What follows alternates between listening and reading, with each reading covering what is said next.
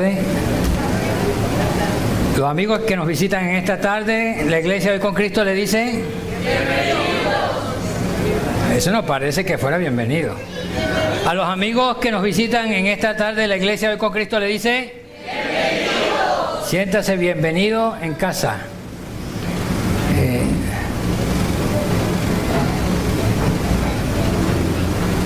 Por ahí vi al señor Edwin.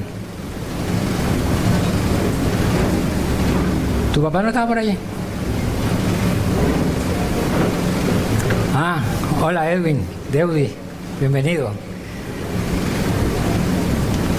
Vamos a abrir nuestras Biblias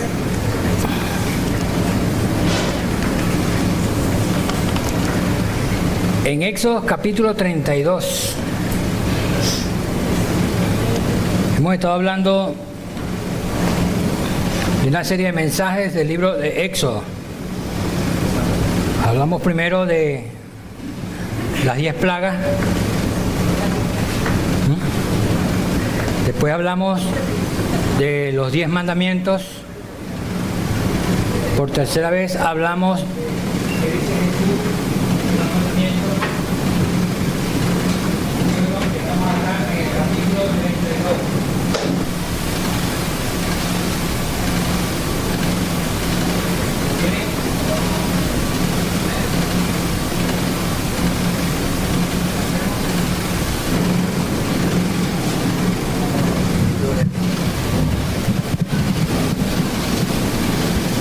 va a aparecer en pantalla en la versión internacional.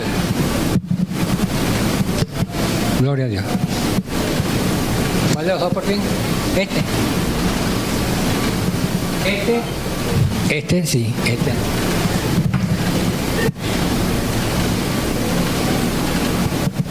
Apagué este. Ok. Éxodo capítulo 32. Vamos a leer desde el versículo 1 al versículo 8. Al ver los israelitas que Moisés tardaba en bajar del monte, fueron a reunirse con Aarón y le dijeron: tienes que hacernos dioses que marchen al frente de nosotros, porque a ese Moisés que nos sacó de Egipto no sabemos qué pudo haberle pasado. Aarón les respondió: quítenle a sus mujeres los aretes de oro y también a sus hijos e hijas y tráiganmelo. Todos los israelitas se quitaron los aretes de oro que llevaban puestos y se los llevaron a Aarón, quien los recibió y los fundió. Luego cinceló el oro fundido e hizo un ídolo en forma de becerro. Entonces exclamó el pueblo: Israel, aquí tienes a tu Dios que te sacó de Egipto. Cuando Aarón vio esto, construyó un altar enfrente del becerro y anunció: mañana haremos fiesta en honor del Señor. En efecto, al día siguiente, los israelitas madrugaron y presentaron holocaustos y sacrificios de comunión. Luego el pueblo se sentó a comer y a beber y se entregó al desenfreno. Entonces el Señor le dijo a Moisés: baja, porque ya se ha corrompido el pueblo que sacaste de Egipto. Demasiado pronto se han apartado del camino que les ordené seguir. Pues no solo han fundido oro y se han hecho un ídolo en forma de becerro, sino que se han inclinado ante él, le han ofrecido sacrificios y han declarado: Israel, aquí tienes a tu Dios que te sacó de Egipto. Padre, en el nombre de Jesús, nombre que es sobre todo nombre, Señor, venimos delante de ti, Señor.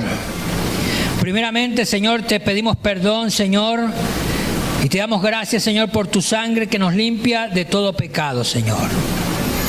Señor, reconocemos que tú eres la vid verdadera y nosotros solamente somos las ramas, y que sin ti nada podemos hacer. Señor, tu palabra es viva y es eficaz, y más cortante que toda espada de dos filos que penetra, Señor, en el corazón y en las vidas. Señor, te ruego, Señor, que tú hables a nuestros corazones, que tú hables al corazón y a la vida de cada persona que ha llegado a este lugar, Señor. Padre, tú conoces nuestras necesidades, Señor. Padre, ministra conforme a tu poder en gloria. Saca, Dios mío, de nuestras vidas y de cada uno lo que a ti no te agrada, Señor. Padre, en el nombre de Jesús, te damos muchas gracias. Amén. Para hacer un resumen de donde estamos hoy, ahorita en este capítulo, el pueblo de Israel vivió 400 años como esclavo en Egipto. Dice la Biblia que el pueblo de Israel estaba en Egipto y estaba siendo liderizado por José. Y llegó a José a ser un hombre importante en Egipto, y que Dios le dio gracia ante el faraón. Pero murió el faraón y después, posteriormente, vino otro faraón que no conocía a José.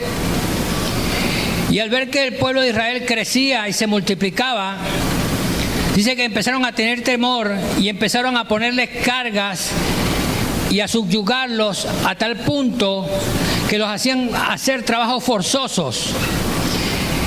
Y los israelitas en esa situación, dice que empezaron a clamar a Dios y a rogar que Dios los librara de esa situación. Y Dios levantó un hombre que se llamaba Moisés, quien fue que lo sacó de la tierra de Egipto. Pero Dios le dijo a este Moisés que él iba a hacer prodigios y señales en aquel lugar, y ahí es donde conocemos las 10 plagas de Egipto. Vinieron 10 plagas, y hablamos de las 10 plagas. Cada plaga representaban un ídolo que tenía el pueblo de Egipto, para Dios mostrar de que los ídolos nada son y que el único Dios verdadero era el Dios de Israel. Luego salieron de Egipto, cruzaron el Mar Rojo. Dice que cuando iban, se abrió el Mar Rojo y cruzaron el pueblo de Israel en seco. Y cuando llegó el faraón que los iba persiguiendo, se cerró el mar y se los tragó a todos vivos. Estaban en el desierto y allí dice que el Señor hizo milagros, y que de día una nube los guiaba y de noche una columna de fuego los alumbraba.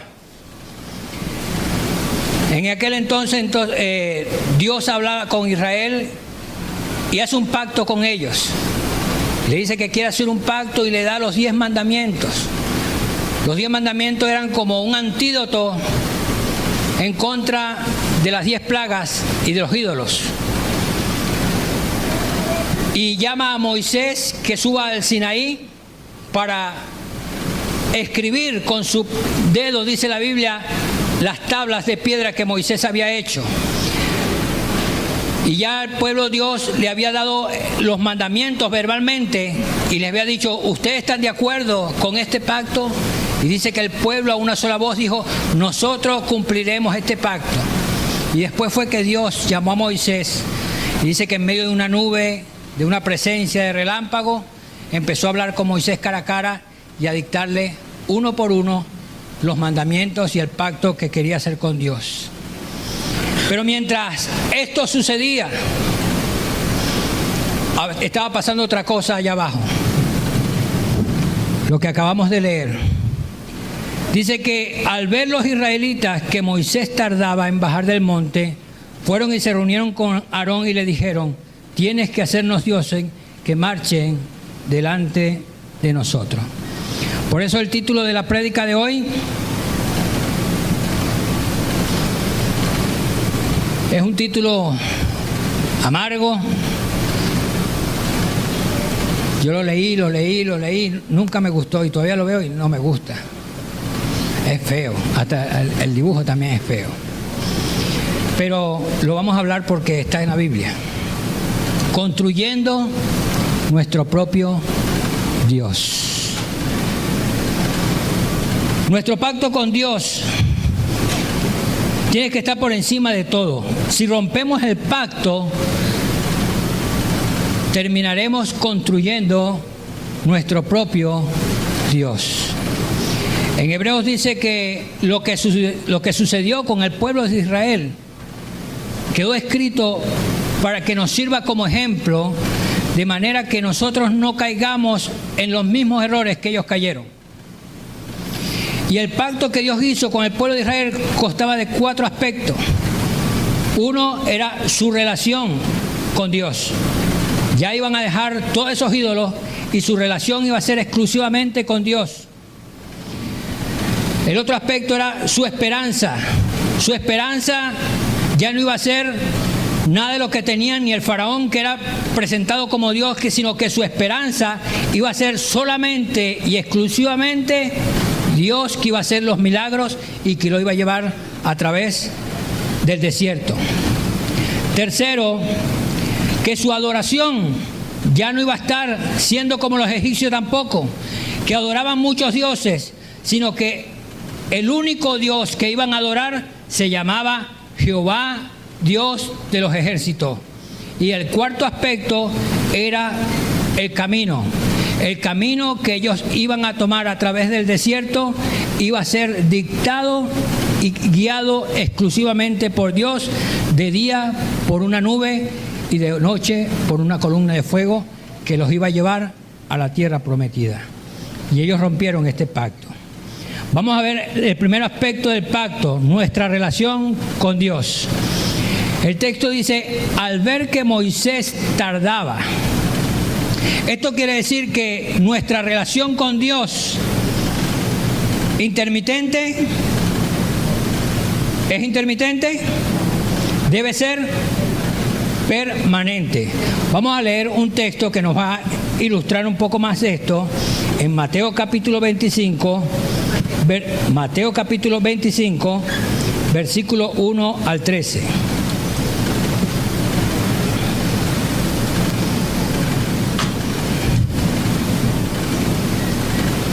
Lo que se conoce como la parábola de las 10 vírgenes.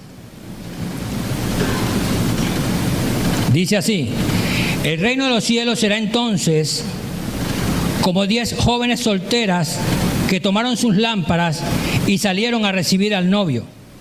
5 de ellas eran insensatas y 5 prudentes. Las insensatas llevaron sus lámparas, pero no se abastecieron de aceite. En cambio, las prudentes llevaron vasijas de aceite junto con sus lámparas. Y como el novio tardaba en llegar, a todas les dio sueño y se durmieron. A medianoche se oyó un grito: ¡ahí viene el novio! ¡Salgan a recibirlo! Entonces las jóvenes se despertaron y se pusieron a preparar sus lámparas. Las insensatas dijeron a las prudentes: dennos un poco de su aceite, porque nuestras lámparas se están apagando. No, respondieron estas, porque así no va a alcanzar ni para nosotras ni para ustedes. Es mejor que vayan a los que venden aceite y compren ustedes mismas. Pero mientras iban a comprar el aceite, llegó el novio y las jóvenes que estaban preparadas entraron con él al banquete de bodas y se cerró la puerta. Después llegaron también las otras. Señor, Señor, suplicaban, ábrenos la puerta.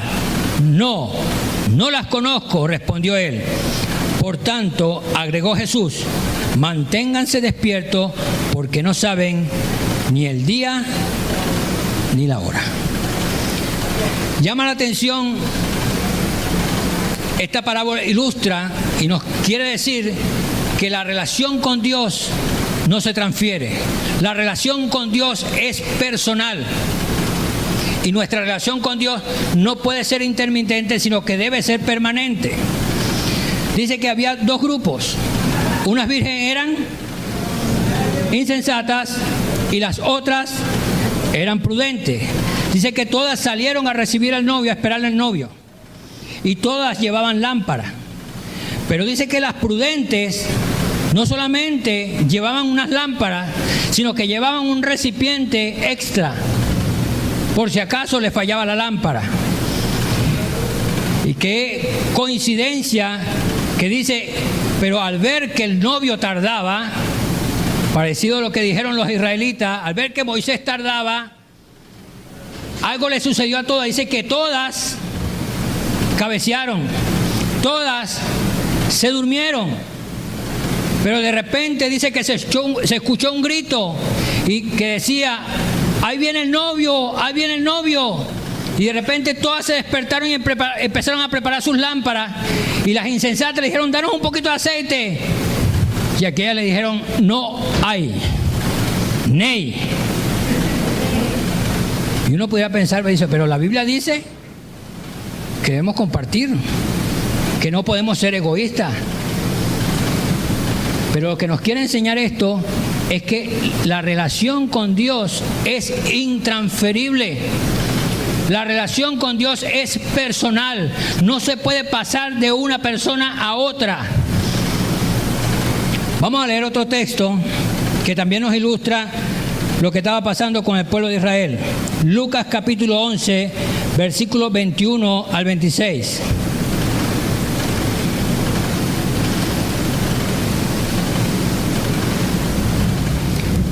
Este acontecimiento sucedió cuando el Señor estaba expulsando unos demonios y los fariseos empezaron a decirle que Jesús expulsaba demonios en nombre de Belcebú. Y vamos a ver lo que el Señor le responde. Versículo 21 en adelante.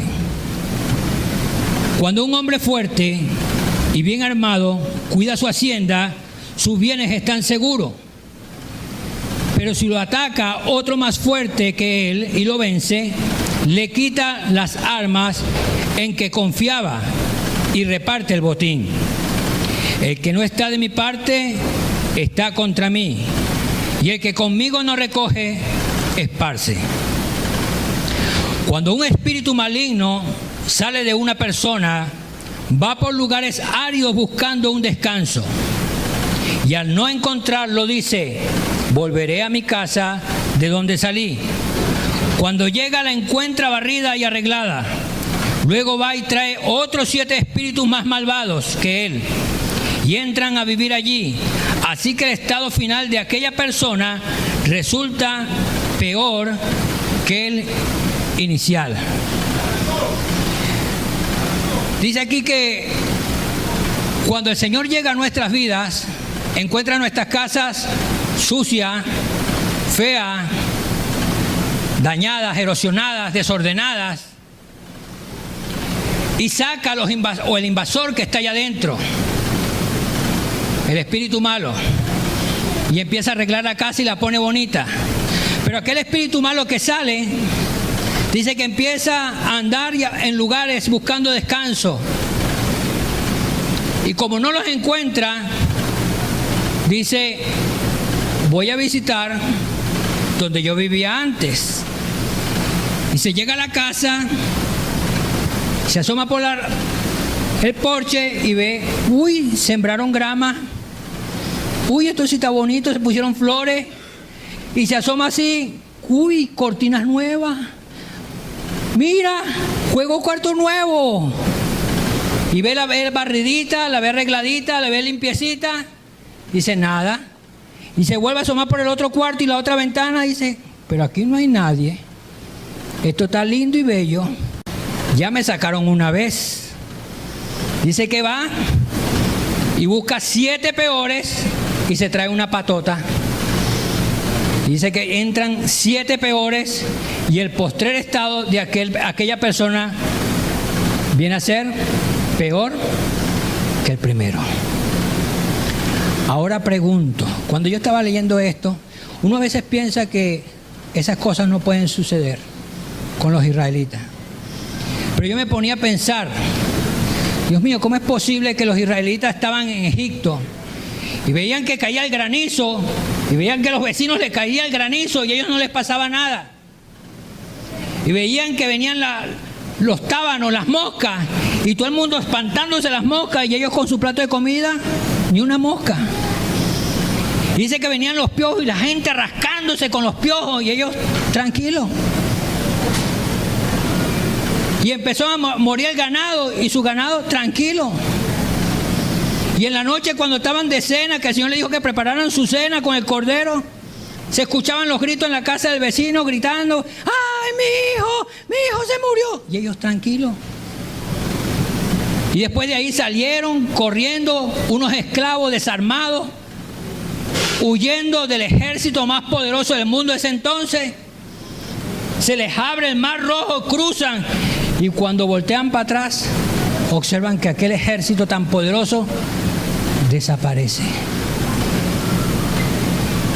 Y a los meses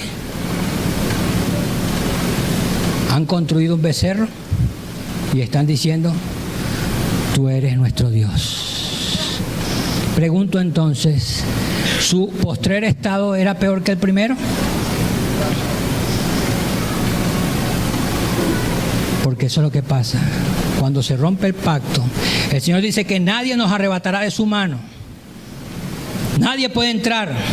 Solamente nosotros somos los que podemos dar lugar al enemigo. Vamos a ver otra parte del pacto que fue roto. Nuestra esperanza. La otra parte del versículo dice: entonces fueron a reunirse con Aarón.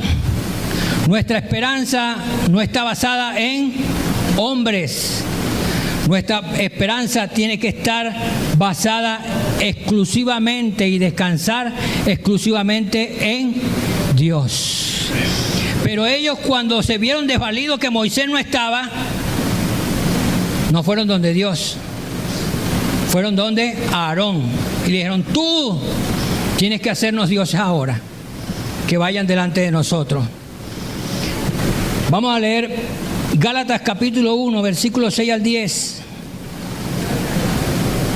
Una ciudad donde Pablo predicó, sucedieron milagros, levantó una iglesia.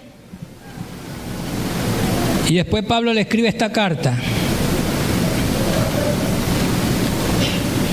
Gálatas capítulo 1, versículo 6 al 10. Fíjate lo que le dice Pablo: me asombra que tan pronto estén dejando ustedes a quien los llamó por la gracia de Cristo para pasarse a otro evangelio.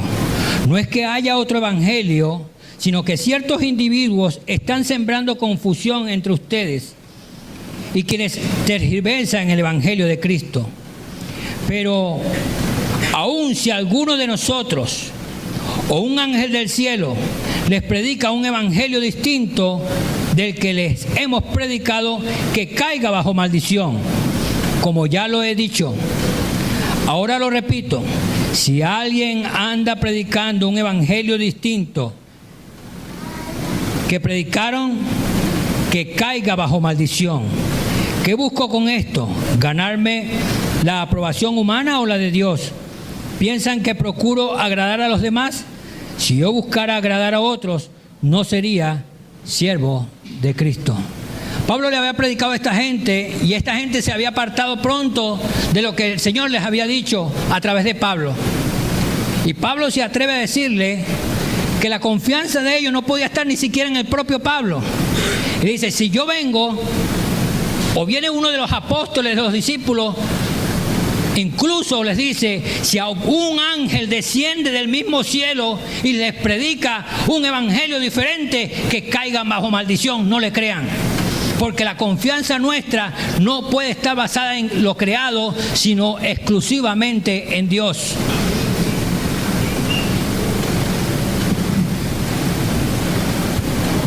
Le decía yo en el segundo culto al pastor Luis que podríamos agarrar unos 3 autobuses y hacer una excursión, un turismo al cuartel de la montaña. Y vamos allá y nos llegamos todos allá. Y allá en Granito está, yo no he ido, pero lo he visto por televisión, una guardia custodiando todo aquello, todo bien bonito. Y ahí dice: aquí descansa el comandante supremo de la revolución. Pero cuando los ángeles fueron a la tumba de Cristo, los hombres fueron allá, los ángeles dijeron: no está aquí, ha resucitado.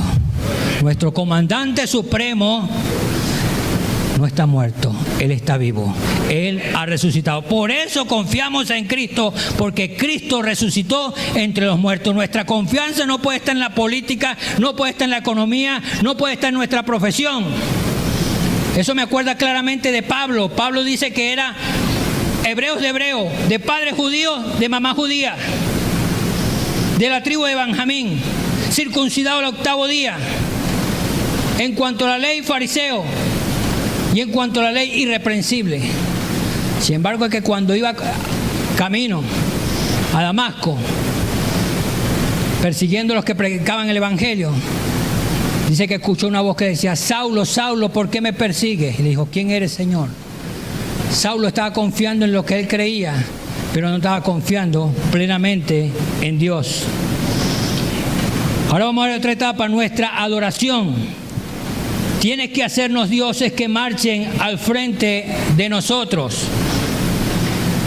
Nuestra adoración no debe estar inclinada a lo creado, debe estar inclinada al Creador.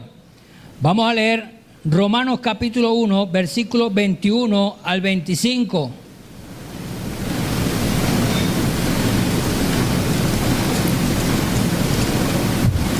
Romanos capítulo 1, versículo 21 al 25.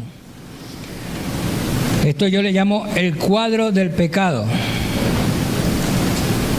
Es ahí donde nos toman la foto a todito. La ponen en Facebook así, le ponen público para que todo el mundo lo vea. Romanos capítulo 1, versículo 21 al 25.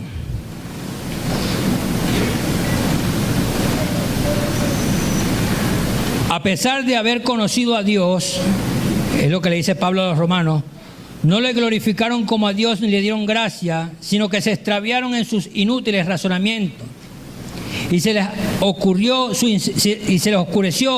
su insensato corazón.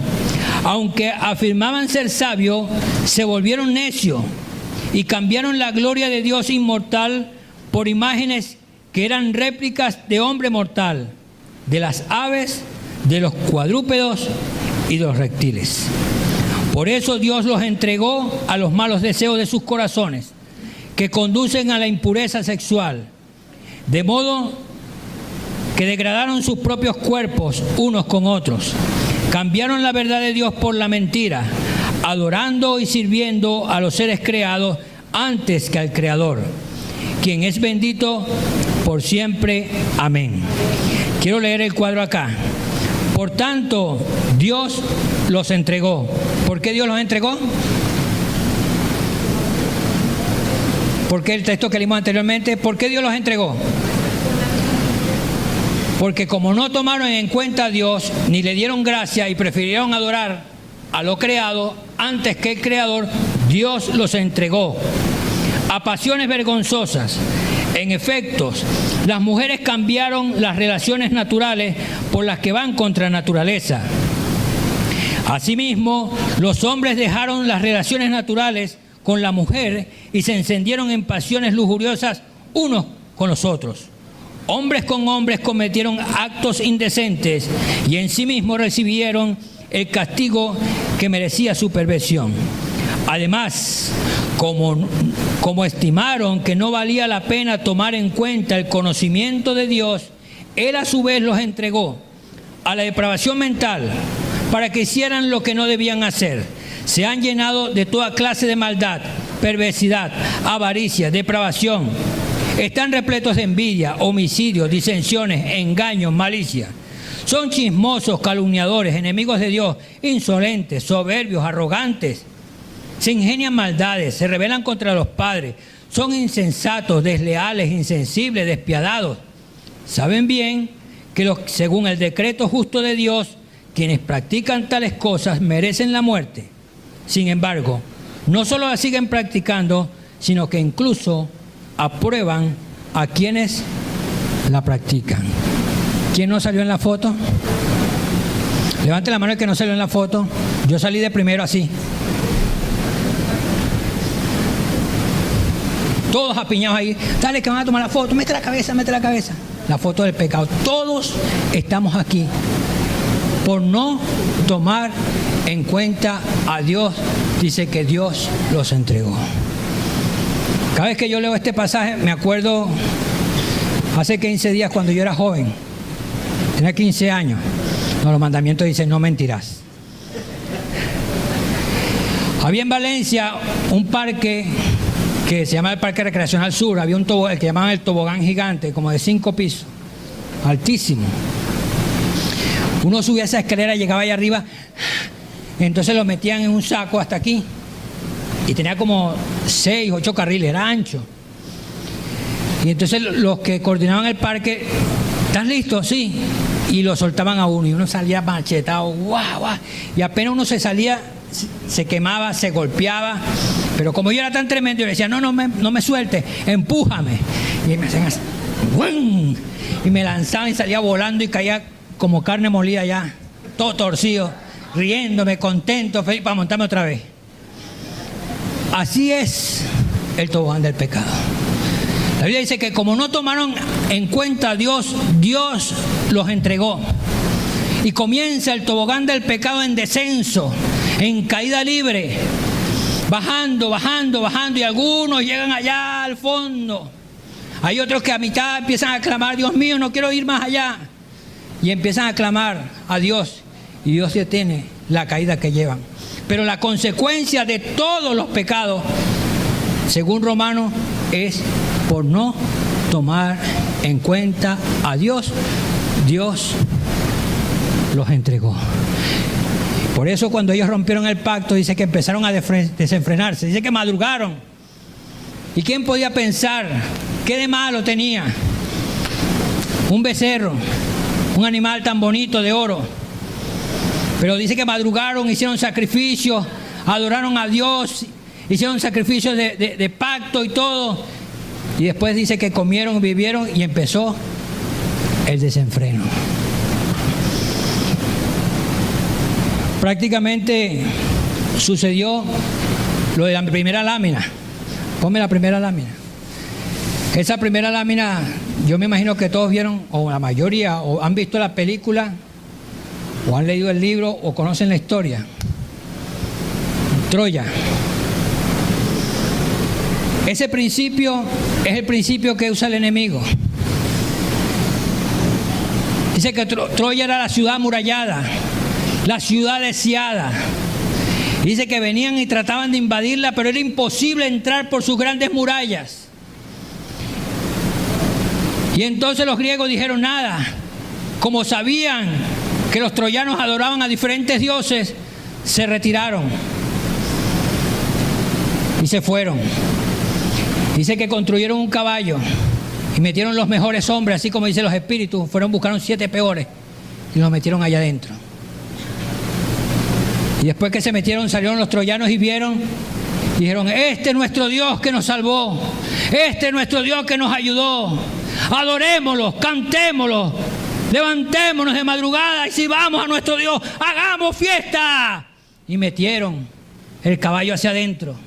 Y empezó la fiesta, empezaron a adorar, empezaron a cantar.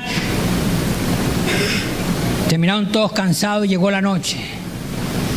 Y cuando llegó la noche y todos se fueron a sus casas, algunos tirados allá, salieron los guerreros y destruyeron a Troya. La ciudad fortificada dejó de existir. Es lo que el enemigo quiere hacer con nuestras vidas. La Biblia dice que nadie los arrebatará de mi mano, pero no demos lugar al diablo, porque el diablo quiere entrar y destruir desde adentro. Cuarto, nuestro camino. Dice, se ha corrompido el pueblo, demasiado pronto se han apartado del camino que les ordené seguir. Cualquiera pudiera decir cuando Dios habla de esta manera que Dios es un dictador. Pero lo que quiere decir a esta parte es que el camino de la salvación no ha sido construido por el hombre.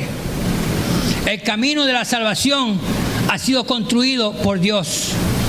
Por eso es que cuando el Señor Jesucristo murió, dice que el velo del templo se rasgó de arriba hacia abajo, haciendo entender que la salvación venía de Dios hacia los hombres. Por eso cuando el Señor Jesucristo habló con Nicodemo y le dijo, ¿qué si te dijera de las cosas celestiales? Nadie ha descendido sino de aquel que descendió del cielo, Jesucristo, el que está en el cielo. Y Moisés también le dijo, yo soy el pan de vida que descendió del cielo. Porque la salvación la estableció fue el Señor Jesucristo y Dios de arriba hacia abajo. Por eso el camino que nosotros debemos guiarnos no es nuestro camino. Nuestra ruta nos condena, pero su senda nos lleva a la salvación. Vamos a buscar Proverbios capítulo 3.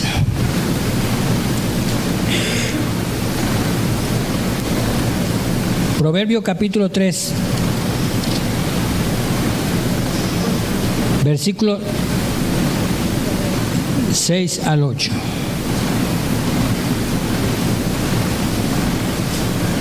Desde el 5. Confía en el Señor. ¿Cómo? De todo corazón y no en tu propia inteligencia. Reconócelo en algunos de tus caminos. Reconócelo en todos tus caminos y Él allanará tus sendas. No seas sabio en tu propia opinión, más bien teme al Señor y huye del mal. Esto infundirá salud a tu cuerpo y fortalecerá tu ser. No es con nuestra propia inteligencia, no es con nuestra propia sabiduría. Me llama la atención que cuando los israelitas le dijeron a Aarón, no le dijeron, haznos un Dios, sino le dijeron, haznos dioses. Porque los que no tienen al Dios verdadero, no se bastan con un Dios en minúscula. No le es suficiente 2 dioses en minúscula. No le es suficiente 3 dioses en minúscula. Ni 4, ni 5, ni 10, ni 100, ni 200, ni 300. Porque ninguno de esos dioses puede hacer lo que nuestro Dios verdadero puede hacer. Por eso que en la India hay cantidad de dioses. Y con el respeto que se merecen las personas católicas, por eso que sacan la Virgen en sus diferentes presentaciones. San no sé qué el otro, Santa Unidad Atoche, muchos dioses, porque tienen que tener tantos dioses y sin embargo, cada día sacan uno nuevo, porque nunca van a cubrir la necesidad que solamente nuestro Dios puede cubrir. Vamos a leer también Proverbios capítulo 14, versículo 12 al 14.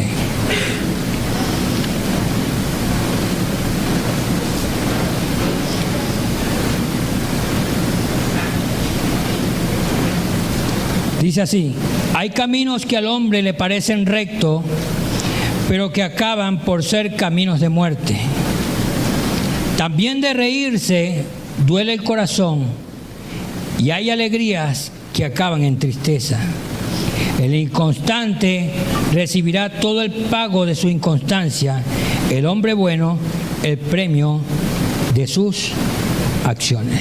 Yo quería colocar solamente el primer versículo, pero cuando leí el segundo versículo, yo quería colocar, también hay caminos que al hombre le parecen rectos, pero que acaban por ser caminos de muerte. Pero cuando leí el otro, dije, wow, también de reírse duele el corazón, y hay alegrías que acaban en tristeza.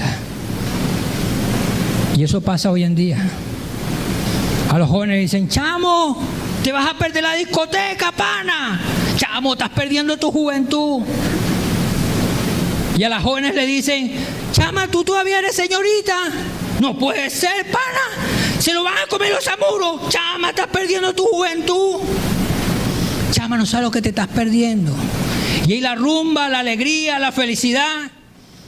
Y el tú. Pero la Biblia dice que hay alegrías que después terminan en tristeza. Yo lo viví.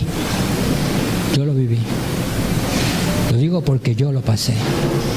A los los 17 años, cuando murió mi papá, perdí el rumbo. Yo era el menor de los 11 hermanos. Mi mamá la mandaron para México por la depresión. Y empezaron los amigos: chamo, no, yo bailo, pero yo no tomo. Chamo, tú te estás perdiendo todo. Y empezó, chaca, chaca, chaca, chaca. Y la rumba, y la alegría, y la felicidad, y el carro, y lo otro, picando caucho, diciendo pique el otro, y, con mujeres por aquí. Pero todas esas alegrías después se convirtieron en tristeza. Gracias al Señor que el tobogán, yo empecé a gritar y no llegué hasta donde quizás pude haber llegado. Voy a pedirle a los músicos que pasen adelante. Para concluir, Cristo vino a restablecer el pacto que había sido roto por Adán, por Israel y por cada uno de nosotros. Jesucristo mantuvo una relación permanente con Dios. Se bautizó y cuando llegó donde Juan el Bautista le dijo: pero ¿cómo tú me pides que yo te bautice? Yo no soy digno de desatarte la trenza de tus calzados. Y el Señor le dijo: es necesario que se cumpla toda justicia. Y cumplió lo que estaba establecido aquí, y chum, se bautizó. Ayunó 40 días y oró. 40 días en el desierto, con aquel calor de día, con aquel frío de noche. Cuando fue a escoger sus discípulos, dice que pasó toda la noche orando. Su esperanza siempre fue puesta en el Dios Padre. Dice que cuando iba camino a Jerusalén, empezó a decirle a sus discípulos lo tanto que tenía que padecer. Y el discípulo compinche del Señor, el líder del grupo, le empezó a decir: Señor, pero ¿por qué tienes que sufrir? Señor, que ninguna cosa de estas que tú has dicho te acontezca. Empezó a decirle Pedro. Y el Señor tuvo que decirle a Pedro: apártate de mí, Satanás, porque me eres tropiezo. Y nunca se salió del camino. Cuando ya estaba terminando su obra, su servicio, y sabía que le esperaba ya la muerte, dice que se fue al lugar donde acostumbraba a orar, al huerto. Y dice que allí en el Getsemaní lo que hizo fue arrodillarse. Y dice que estaba angustiado porque sabía lo que le venía. Y dice que su angustia era tal que empezó a sudar como gotas de sangre. Pero solamente de su boca salió: Padre, si es posible, pasa de mí esta copa. Yo no quiero pasar por ese camino, pero no se haga mi voluntad, sino la tuya. Cuenta la historia que unos hombres le dijeron a Dios que querían llegar a la vida eterna. Y el Señor le dijo: bueno, la Biblia dice que cada quien cargue su cruz y sígame. Y habían unas cruces así, y cada uno empezó a buscar. Dijo: bueno, yo quiero llegar a la vida eterna, yo voy a buscar una cruz.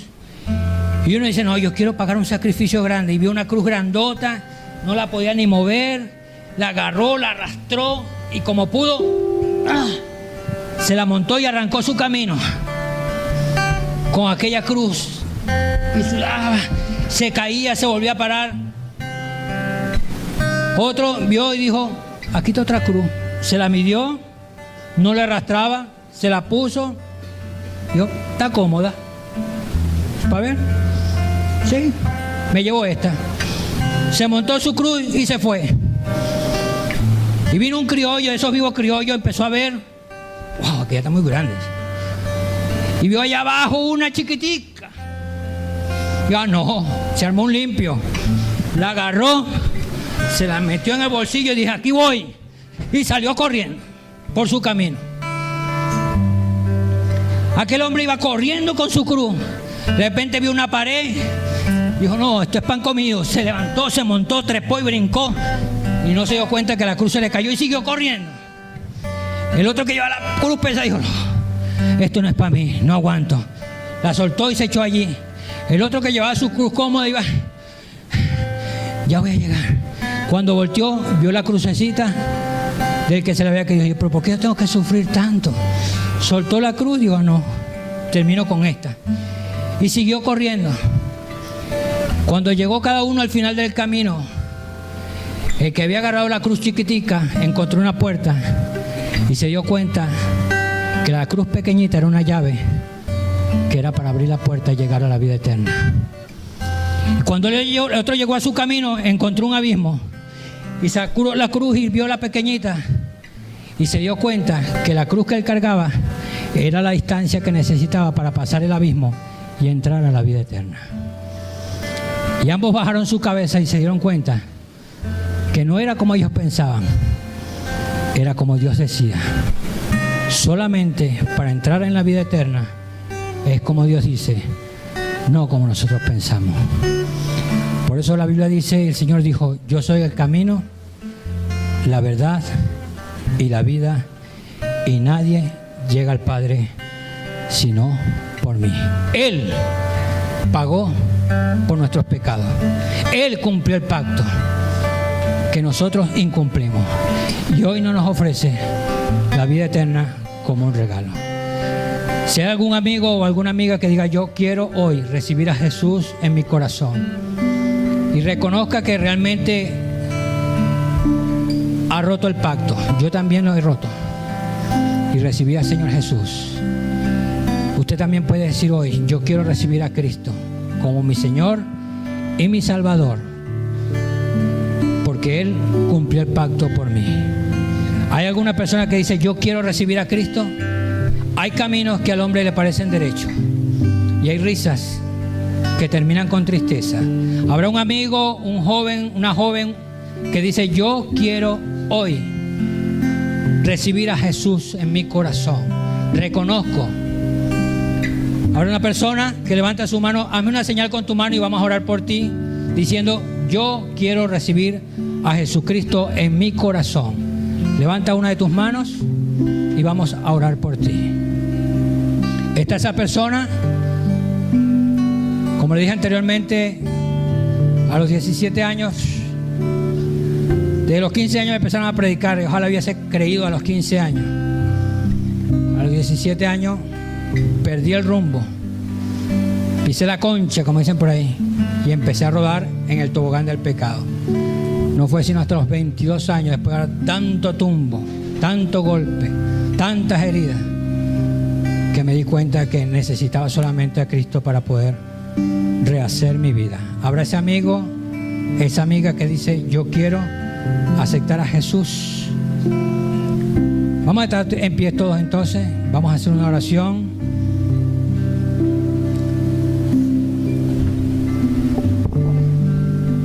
Si usted nunca ha roto el pacto con Dios, lo felicito. Pero si usted alguna vez ha roto el pacto, hoy le podemos decir al Señor, Señor, venimos a ti y reconocemos que sin ti nada podemos hacer. Padre, en el nombre de Jesús estamos delante de tu presencia. Señor, te damos gracias, Señor, por el sacrificio que hiciste por nosotros en la cruz del Calvario, Señor. Señor, reconocemos, Señor, nuestras debilidades, Señor. Y por eso, Señor, te tenemos y venimos a ti, creyendo, Señor, en que en ti seremos más que vencedores. Gracias, Señor, una vez más, por el sacrificio que era imposible para nosotros, pero tú lo hiciste y nos das la vida eterna como un regalo. Hoy estamos agradecidos de ti y te damos gracias por ese amor demostrado infinito en favor de nosotros. Amén. Dios le bendiga, amados hermanos. Vamos a estar acá para los que necesitan alguna oración, una petición.